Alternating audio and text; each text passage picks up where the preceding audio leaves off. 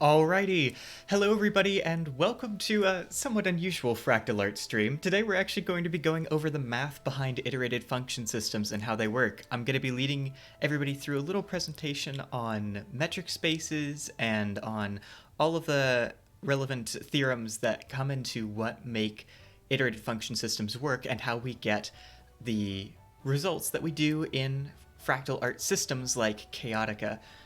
Now, the chat's not going to be live on screen while I'm doing this. It will be off to the side. Forgot to turn off Telegram. Anyway, but Fractal, the chat won't be here on screen while I'm doing this. But it will be off to the side, so I'll be able to answer any questions you guys might have while watching. So I hope you guys find this fun and educational. So let's get started. I mentioned metric spaces at the beginning, just as a topic we're going to go over, and they're pretty important for what we're going to do. So a metric space is any pair of a set and a function, which is x and d respectively, where d acts on like two values in the set. So it's a function of two arguments, both of which must come from our set x and must map to R. We can think of D like a distance function. That's typically what it's meant to signify. So in this case, we get that the pair xd is a metric space if the distance function satisfies a few nice properties. First of all, it has to satisfy the identity of indiscernibles. So if we take 2 points in our set, the distance function has to be greater than or equal to 0 with equality if x equals y. That should be pretty intuitive for a distance function. In theory, we only really think about positive distances and not negative distances. Symmetry helps back this up a little bit, which is the second property we need to satisfy. So if we take our distance function, our distance function of x and y should be the same thing as our distance function of yx. What this means is, again, we're sort of satisfying the same idea behind the identity of indiscernibles, or it sort of goes along pretty naturally with that. If we were to think of taking the difference between x and y, 2 points in our set, x minus y, so say for instance 3 minus 2, those are the 2 points in our set that we want to look at. That's 1 in one direction, but -1 if we take 2 minus 3. It helps with distance functions to really think about that in more absolute terms. So symmetry helps us out with thinking about that a little bit better. And then, of course, lastly, we have the triangle inequality, which is pretty much the defining thing for any distance function ever. All distance functions, that I can think of at least, usually satisfy this property. We must have that the distance function on x and y must be less than or equal to the distance function of x and some other point z, plus the distance function from z to y. For an example, to make things a little bit more clear, let's take a look at the reals with a distance function, which is just the absolute value of y minus x. We're going to show that this is a metric space just by going over each of these properties and showing that they hold. For the identity of indiscernibles, we can see pretty clearly that we get the absolute value of y minus x greater than or equal to 0 with equality of x equals y. That's just a result of the definition of absolute value. For symmetry, again, sort of follows pretty simply by the properties of absolute value. Thanks to the power of that function, we get the result easily. The triangle inequality is a little bit more complicated to demonstrate, however. So in this case, we want to show that the absolute value of y minus x is less than or equal to the absolute value of y minus z plus the absolute value of z minus x. To do this, we need to pull a little bit of a trick. So this is a pretty common trick when it comes to algebraic manipulation in math. The idea is that you subtract a variable that you see somewhere else and then add it back in so they ultimately cancel, but it demonstrates something obvious about your function.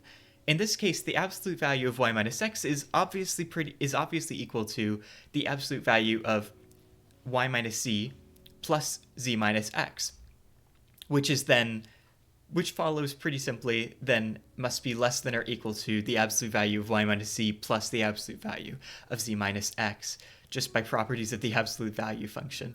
But yes, this little trick right here, hopefully you guys can see my mouse. I'm not actually convinced that you can, though it should be showing up. this little trick right here, when we take minus z and plus z here, technically, yes, they cancel out, which is why we get the same thing. But what this does is helps us demonstrate that this property holds just by causing it to exist, and then showing that, of course, if we bound these absolutely both, then the sum must be less than or equal, because z can only influence these in a positive direction. A particularly important metric that I want to talk about is the Hausdorff metric, and it's pretty influential because it's what allows us to, it's one instance that gives us a complete metric space, which we'll describe in just a moment. So let's take some subset of the real numbers, right, in any dimension. So if we take a subset of that subset, then any delta neighborhood of the subset E is going to be any point in D such that the absolute value of x minus a is less than delta for some a. What that means is for any point that we take in our subset D, it's the delta neighborhood of E contains all of the points within A that are less than delta within E. So you can think about this like, in a lot of cases, we can think about it in terms of a ball if you want to think about it that way. So a simple way to consider this might be like in a two-dimensional case, we have like a circle that surrounds all points within some radius delta of our point that we're looking at within, of course, absolute value. Now let's consider T to be the set of all non-empty compact subsets of D. If that's not completely clear what it means, don't worry about it too much. It's mostly just here for formality. But what this gives us is we can apply the Hausdorff metric on T, which is basically what we've already defined below to be. So let's basically take some distance function acting on sets. In this case, the Hausdorff metric is defined to be the infimum where we take all of these delta neighborhoods in both A and B, the two sets that we're looking at for the distance function, for all of these sets in T. So instead of having a distance function defined on points in a set, in this case we're defining it on sets and saying that, great, all of these sets have to belong to each other's neighborhoods. So all A have to be a subset of the delta neighborhood of B, and all of the B have to be delta neighborhoods of A. And this is pretty important because this is what gives us sort of like a distance on sets, or between sets, which is what's pretty impactful. So applying the Hausdorff metric on T gives us a complete metric space, which means that every Cauchy sequence in T converges. What this means is that we will always we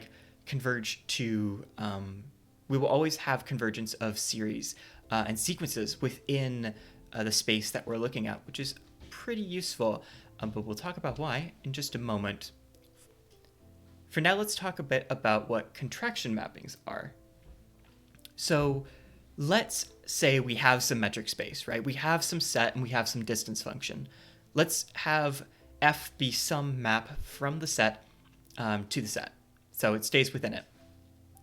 Then f is a contraction if the delta function of f of x and f of y is less than or equal to k times the distance function of x and y for all points in our set. Note that k has to be some constant less than 1. Now, this may look pretty familiar to some of you who are familiar with math, and that's no accident. It happens to look a lot like Lipschitz continuity as a definition, and that's pretty intentional, because what contraction mappings are also referred to as are Lipschitz maps, for obvious reasons, and k is the Lipschitz constant of f if you can prove that this holds. Just some fun facts there. Note that that a contraction is called a contracting similarity if this is always equal instead of less than or equal to. We won't worry too much about that, but it can be an interesting case that comes up every once in a while. So with contraction mappings and the idea of metric spaces in mind, I want to talk a little bit about a super important theorem, so important that I'm actually going to do a proof for it here, a proof that I have written out to be fair, but we're going to talk about it. And that's Banach's contraction mapping theorem. So if we have a complete metric space, and F is some contraction mapping on our set X, then there exists a unique fixed point for our function F. And I want to go over a proof for that because it's not super intuitive. Basically, what this means is that there is always some unique point in our set that is fixed for the contraction that we will converge to over time. And that's really important, and I'd like to explain a little bit about why it's important, because in fractal systems, when we talk a little bit about how this plays into iterated function systems, this means that even if we do random sampling for rendering, we always converge to the same fractal. We always converge to the same result. And that's super powerful because it lets us do a whole bunch of crazy stuff like play the chaos game, which also we'll talk about later. But this is perhaps the most important theorem related to fractals, I would say, ever. So, or at the very least, related to fractal art. So let's give a little proof about how it works. So let's take some arbitrary point in our set. And let's say that the next point is defined by our function. So if we were to take x0, then x1 would be the function acting on x0.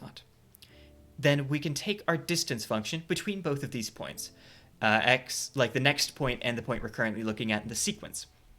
And that's, of course, equivalent by recursion to the distance function of f of xn and f of xn minus 1, which will be less than or equal to our constant k that we mentioned earlier, which is sort of like our Lipschitz constant on f, times d acting on xn minus 1 by the power of a contraction mapping, which of course then by recursion is less than or equal to k to the power of n of the distance function on x1 and x0. And that's super powerful. Thank you, recursion, for giving us this lovely little inequality. Hopefully it's clear where that comes from. Now, what we can do with this is, having this in mind, for any n less than m, we can use our lovely triangle inequality friend. Yay, the power of the triangle inequality coming in to help with our distance functions here on any xn and xm. So instead of just saying, great, it's less than some, before we had it on d of xy, which was then less than like x minus z plus y minus z. In this case, what we're going to do is we're going to do that except over the sum of all of the points in between n and m. So we're going to take n plus 1 to m, and the distance between xn and xm has to be less than the sum of all of the points in between them, by definition of a contraction mapping, and with and using the triangle inequality, of course. So with that in mind, what we get is that it has to be, per the recursion that we just demonstrated, less than or equal to the sum from n to m of our k to the I minus 1th power times our distance function for the 2 points originally, x1 and x0. Using a little bit of geometric series manipulation, what the sum can be reduced to is just k over n divided by 1 minus k times our distance function from x1 to x0. What's really important to note here is that since k is less than 1, as we previously defined, what this means is that our distance function trends to 0 for large n between any 2 points xn and xm, which means that the sequence of xn has to be Cauchy, and since x is a complete metric space, the sequence converges to some x over time, like as we go to infinity, in the limit of all of the points within the set. What that means is we have a fixed point, and this allows us to have the contraction mapping theorem fulfilled, for the most part. We do now need to prove that it is unique, however, and to do that, we're going to be going over a little bit about continuity and doing some uniqueness proofs. We've proven that the point exists, but we haven't proven necessarily that it is unique. So for all of you fans of differential equations out there, we're going to go into a pretty similar proof for how that works. So f is a contraction here, and therefore it's continuous, because again, we're sort of deriving the same definition from Lipschitz continuity. The properties follow pretty trivially, so I'm not going to prove it here. We have that then f of x, because of what we just proved, is the same thing as f of the limit of n as it goes to infinity of all the sequences of like the points in the set.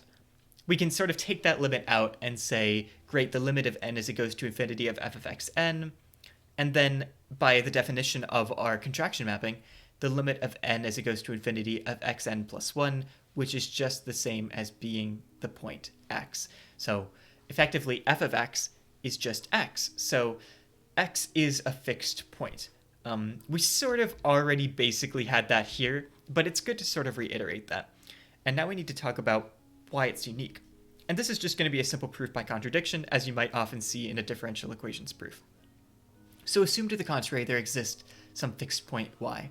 Since f of x is equal to x and f of y, of course, would be equal to y, by definition of our distance function, we have d of xy is less than or equal to our Lipschitz constant times d of xy. By the property of the metric, we know that this distance function over the over f of x and f of y is, of course, similarly less than or equal to k of the distance function of x and y.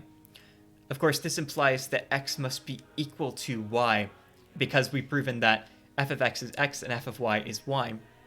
Because these two distance functions are less than or equal to the same thing, they have to be equal. And so the fixed point for our function, our contraction mapping, is unique. What this means is that since we've proven this generally, any contraction mapping at all is unique, has a unique fixed point to which it converges.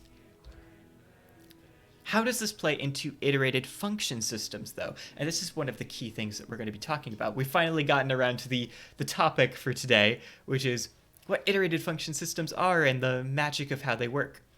So all of this stuff is going to be super important, because an iterated function system is just a finite set of contraction mappings on a complete metric space, exactly as we were talking about earlier. Now, for the sake of simplicity, I'm only going to be considering contractions on a closed subset of the real numbers, because that's a lot easier to think about, though theoretically I think you can have things other than that, but it's been a hot minute. So let's consider some non-empty compact subset of S, and we're going to call it C. C is called an attractor of the IFS if C is the union of all of the Fi of C, where Fi is a contraction mapping for the IFS. Basically what this means is we're applying Banach's contraction mapping theorem into a set instead of just a single point. So instead of thinking about us just converging to a point, we're converging to a set of points, and that's called an attractor of the subset. So if we have that each IFS, and by Banach's contraction mapping theorem, we get that each IFS has a unique one of these attractors, because contraction mappings each have unique points that they converge to. Therefore, the union of all of the functions, contraction mappings on the set, converge to different unique fixed points, or not necessarily different, but just unique fixed points. So we get a set of those unique fixed points. Thank you, Banach's contraction mapping theorem. So let's do a quick example just to make this a little bit more clear. I know this has been pretty technical up until now. So let's say that our set is the closed set of all values between 0 and 1 in the reals. So our first function is going to be f1 of x, which is just x divided by 3. And our second function in our iterated function system is going to be 1 minus x divided by 3. We're going to call this f2 of x. What this defines is the Cantor set. And we get that 0 is the fixed point for f1, and 1 is the fixed point for f2, because as we approach sort of like the bounds with this, we have that x divided by 3 trends towards 0 in the set, the lower bound, and we have that f2 trends towards 1, because x divided by 3 would go to 0 as a contraction mapping. But let's go ahead and prove this a little bit more clearly by breaking them down into a series. So let's have SI be 0 if we applied F1 and SI be 1 if we applied F2. Basically, we're saying, great, if we applied the first function in this case in order to begin convergence, we're going to have some variable be off, and then if we applied the other function, we're going to have it be on. Think of this as like a Boolean false true for like which one we're applying, just as 0 and 1. So in this case, we're going to say x1 is x0 divided by 3 plus 2. Then we have that the next part of this is going to be taking the function of the function we just applied. So f of x1, the next element in the set as we continue to apply it, then goes to x0 divided by 3 plus 2s1 divided by 3 divided by 3 plus 2s2 divided by 3. So basically, we're just reapplying these functions over and over and over, x over 3 and 1 minus x over 3, in sequence.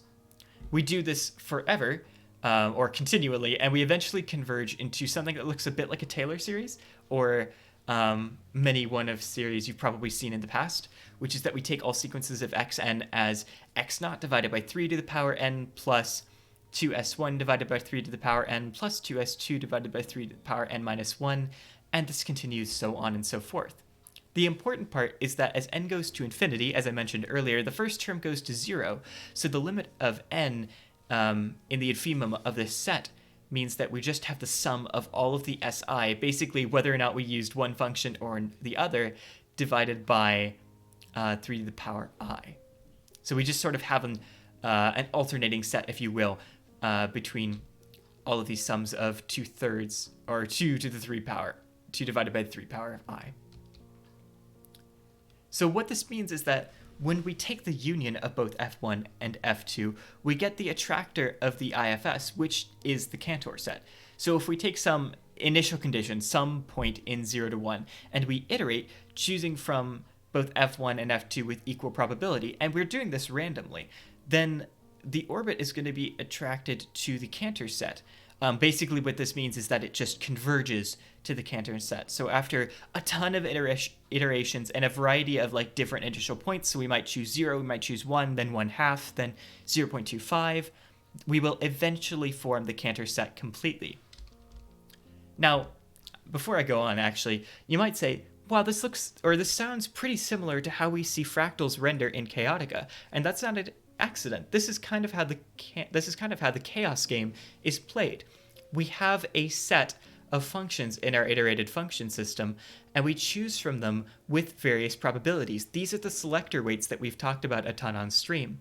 So we choose with those selector weights, and then we choose a whole bunch of initial points, and then we converge over time into all of the points in the set. Or in whatever set that we've created out of the functions that we're using, all of our lovely little contraction mappings in our IFS. This is the exact process that you see in a lot of basic renderers. So this is more of just a fun follow-up and less of something super important, but let's talk about how we find IFS dimension. What is the dimension of an iterated function system? So if you were just here to learn how iterated function systems work in Chaotica and Apophys and other fractal renderers and why they're important for fractal rendering, feel free to leave now. You don't have to stick around for the second half of this, which is mostly just talking about some fun things, notably the dimension of the iterated function system. So in the general case, figuring out what the dimension for an iterated function system is very complicated. You might have heard of this term before because with Sierpinski triangles, they have an iterated function system dimension. Because like the dimension of a Sierpinski triangle, for instance, is like log 2 of 3, if I remember properly.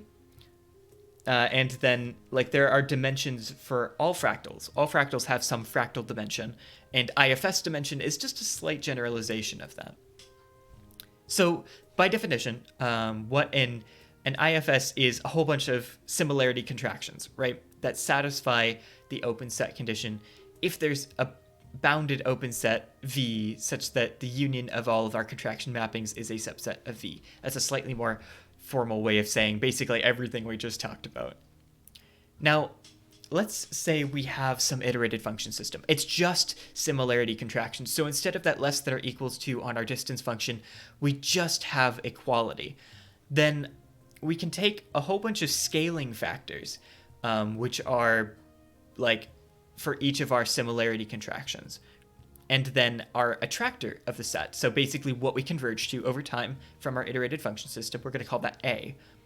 The Hausdorff dimension of A is some S, right? Where the sum of our scalings across these contraction mappings to the power of S is equal to 1. This proof is extremely long, so I'm not going to go over it here. It's exceedingly complicated too. The proving IFS dimension in the general cases I just mentioned, very, very difficult. I'm kind of just going to have to ask you to take this theorem as given. I leave the proof as an exercise to the viewer. We're not going to do it here because it is painfully long. Instead, let's go on to an example. So the Cantor set we defined earlier using an IFS. So we have two functions that make up this Cantor set. We have x divided by 3 and 1 minus x divided by 3. And we choose in this interval basically randomly. We take some initial point, we choose between these two functions at random, and we converge to the Cantor set over time. Now let's say that our interval is not closed, it's open. So instead of just going from 0 to 1 inclusive, we have 0 to 1 exclusive. So that satisfies like needing an open set as we do in order to sort of determine this in the general case. So using the previous theorem, the Hausdorff dimension of the Cantor set is S, which satisfies like 2 times 1/3 to the power of S, because we have to take the sum of all of the contraction of all of these scalings for our contraction mappings to the power of S. In this case, our scalings are 1/3 because we divide by 3 every time. And if we sum all of those up, we get 2 because we've got 2 of them. This is equal to 1, and then solving that, we get the fractal dimension, or IFS dimension more generally, of S, or which is S. So of our Cantor set is log 2 divided by log 3. You can apply the same idea to pretty much any iterated function system, so long as you satisfy an open set condition. So how does this really apply to things like dynamical systems, which I'm going to talk about a little bit. Again, we're in the sort of fun part of this presentation now, less about how this applies to fractal rendering. Then we'll come back to that in the end. I'll do a quick review after we're all done. So for those of you who are fans of dynamical systems and differential equations, let's talk a little bit about how that applies here and what IFS dimension is important for. So let's say we have some function acting on our set, and it's a continuous map on, we're going to say, some subset of the real numbers. If we have some iteration of this function, we'll say f to the power f of the k, which is the kth iteration of f. Then for any subset in our set X, we get that subset is an attractor for f if that subset is a closed set such that f acting on the set gives us S, which is sort of similar to what we were talking about earlier when choosing a point equal to that point, or f acting on a point should be equal to that point. And for all of the points in V, where V is some open set that contains S, the distance between the iterated form of our map on some point in the open set and S converges to 0 as k goes to infinity. Basically what this says is that repeatedly applying our function f on any point in the open set that contains S should converge to S, which makes sense because S is supposed to be an attractor. That kind of follows pretty obviously, but it helps to state that a little bit more formally because we want to say that anything in the open set specifically containing our attractor, not for anything, not for any closed set necessarily. Now for any other set that satisfies both of these properties, it should always be, of course, that that set is a subset of our attractor. So basically, if we have any other attractor in X that exists, for lack of a better term, then it has to be a subset of S. And this is, again, a result of Banach's contraction mapping theorem. We have a unique attracting set here.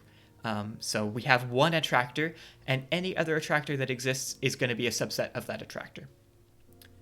So, fun fact, S is a repeller if 2 diverges instead. So if we diverge instead of converging to 0, then S is a repelling set instead of an attracting set. That's not super helpful for fractal rendering or anything else like that, but it's just a fun fact to think about because it helps a lot with dynamical systems and understanding them better. So let's talk a little bit about periodicity and how that applies here. So again, we have some continuous map, we have our subset of the real numbers, and then our subset can either be an attractor or repeller. We get chaos, which is super fun and relates very strongly to everything we've been talking about, if for some point in our attractor or repeller, the orbit, basically the set of all of our iterations on points in the set, is dense in our attractor. And the periodic points of our function in our attractor also have to, or repeller, have to also be dense. Lastly, the standard definition of chaos has that f, our function, has sensitive dependence on initial conditions. Basically, it changes wildly and without predictability in the long term. These are just fundamental definitions of how chaos works. And it's kind of cool to see that we can find these in any of these sets. And how it applies, of course, here in to fractals. For instance, the Cantor set, again, we come back to. So the Cantor set is a detractor of an IFS, and it's a repeller of the associated dynamical system. What we're going to do is we're going to show that we can use the IFS to prove that chaos exists in the Cantor set, as it does with a lot of things. So let's take some function, which is just going to be 3/2 of 1 minus the absolute value of 2x minus 1. If you're wondering where that comes from, it's basically just an inversion of the contraction mappings we defined earlier. So basically taking both of our contraction mappings together, f1 and f2, and solving them inversely. So basically what that means is capital F of f1 of x is the same thing as capital F of f2 of x. When we apply this inversion on f1 and f2, we should get the same value in return. And this is true for any point in our closed set from 0 to 1. What Banach's contraction mapping, contraction mapping theorem gives us is that there is a unique attractor A for this IFS, as we've sort of demonstrated previously. We have that it's the union of both of these functions. We demonstrated before that in this set we converge to the Cantor set. Since A is an attractor of the IFS, what this means is that A has to be our F applied to A, which is the same thing as the union of F1 of A and F2 of A. So luckily what this gives us is that our inversion that we applied earlier means that applying the inversion to the union of these two functions on the set gives us A union A, which is just A, so our attractor. What this satisfies is condition 1 of being a repeller for chaos. Now we're going to satisfy condition 2. So for x less than 0, we have that our inversion mapping is always going to be equal to 3x. So as we iterate our function over time, we get 3 to the power k times x. So we're going towards negative infinity as k goes to infinity, because our points get smaller and smaller and smaller. They're all less than 0.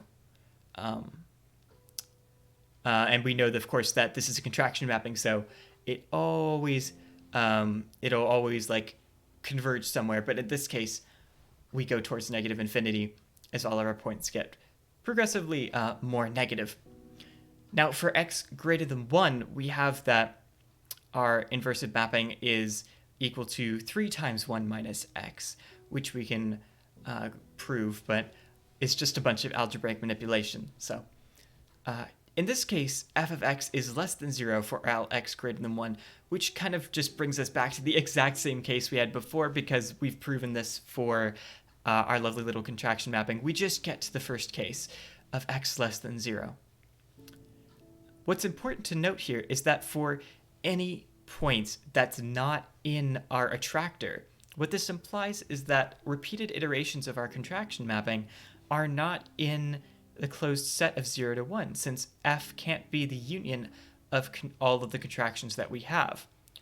This basically satisfies the second case of being a repeller. The third case is fun, and by fun I mean a little bit more complicated. Let's suppose to the contrary that instead of our attractor being what it converges to as the Cantor set, let's say it's the disjoint union of two other sets, B1 and B2. Let's say that B1 is a repeller under our inverse mapping for our contraction mappings. Since B1 and B2 are disjoint, we have that for any contraction mapping in our set, f of I, that acting on B2 intersects B1 and yields nothing. So they're completely disjoint. Even the function acting on the other set, regardless, will never yield anything that is in both sets. So we're going to call O the set of all non-empty compact subsets over our closed set here, 0 to 1. For every E in O, so every set in this, the inverse mapping on E has to be a subset of E. By definition of our attractor, we know that we can define it as then the intersection of all of repeated iteration of our union of contraction mappings on this set. But since f of B2 is a subset of A, but f of B2 intersecting B1 is nothing, then it implies that our union of contraction mappings on B2 is a subset of B2. But we know that the union of all repeated iterations of our contraction mappings on the complement of B2 is supposed to equal our attractor. So we have a contradiction. And this satisfies the third condition of being a repeller and gives us chaos. So we have chaotic here. We have chaos, effectively. So we've basically already proven that chaos exists. This is just some slight formalization to say, great, this is definitely exactly what we have. So we sort of just went over the majority of it. Basically what this means is that for any point in our attractor, given some sequence for any points in, say, 1 or 2, then X is the intersection of the composition of all of our of alternating functions, or any sequence of F1 and F2 composed for that subset E in O that I mentioned earlier. So, putting this a little bit more clearly, let's take 2 points arbitrarily close to each other in A, which defines the Cantor set. Then we can get 2 sequences, and we're going to say that xk plus 1 is 1 and jk plus 1 is 2. Basically, this says that the last function we're going to use in the first sequence is f1, and the last function we're going to use in the second sequence is f2.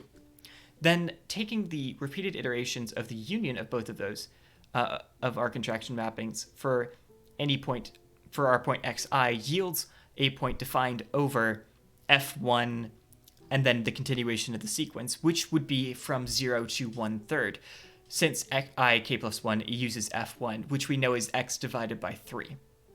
Similarly, the kth iteration yields another point, but in this case it's from 2/3 to 1, because we're using 1 minus x divided by 3 for our next function, or our last function in the set. What this implies is that we have some delta 1/3 that any point satisfies. So like for any delta, for our delta 1/3, there exists another arbitrarily close points, at least distance delta away. This sort of gives us the sensitive dependence on initial conditions, which we got, which sort of follows from the repelling set that I mentioned earlier, but helps to formalize it a little bit more. What this means is that we have chaos in the Cantor set. I accidentally skipped to the next slide thinking I had a visual demonstration of that, but I guess I didn't. But that's okay. So that's how we get chaos in the Cantor set. And this is just one example. You get chaos in a ton of fractals and a ton of iterated function systems, which you can prove in exactly the same way that we've gone over here. So, of course, as I mentioned earlier, this applies very, very strongly to fractal art and how we make it. Iterated function systems, as I've gone over today, are formed of contraction mappings, and these contraction mappings yield unique results, or converge to the same thing every time because of Banach's contraction mapping theorem.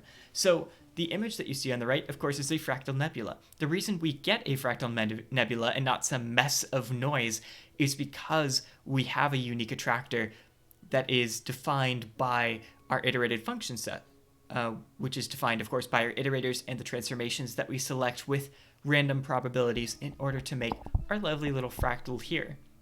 All of this is related to chaos theory, dynamical systems, and all of the fun that is fractals and iterated function systems and how they work. We've only proven some of the stuff today. I wanted to take no more than 45 minutes in case there were questions. And I hope this was a useful experience learning about this today. And I'm happy to take, of course, any questions in the chat if you have them. Here are some references that I used, and you may want to check these out if you're interested to learn more, and I'm just going to leave them on screen for a little bit. But feel free to ask any question you might have. I am open to talking a little bit more about chaos theory, how that relates to fractals, and what iterated function systems are.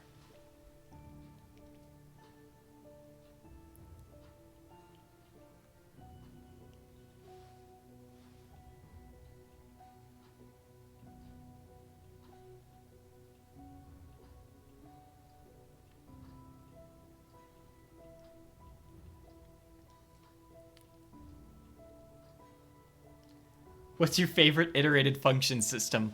Well, that's a fun question. Hard one. I mean, there are classics, like classic iterated function systems, because of course we can get stuff like the Sierpinski triangle and the Cantor set and all that fun stuff. But I'm going to have to say my favorite iterated function system is one I made, and I'm going to say it's soulbound, which is this image that I showed here. I love this piece, and I love the iterated function system that yielded it. It's my favorite fractal nebula I've ever made. I think it came out really, really nicely, and the story that I wrote for it has a lot of personal meaning, so I like it quite a bit. If that's all we've got for today, though, then I'm going to go ahead and close out. Again, please check out some of these additional resources on how iterated function systems work and all of the interesting math behind them, like, how fractals are made, what it means for dynamical systems, and how that might be something useful for you as a fractal artist to understand. Or at the very least, if not useful, then pretty cool. Thank you everybody so much for watching. This has been a pretty unusual stream, I'm sure, but I hope you guys had fun learning about iterated function systems and how they work. If you need more resources or you want more visual demonstrations, I know we didn't go into a lot of visual demonstrations for this today.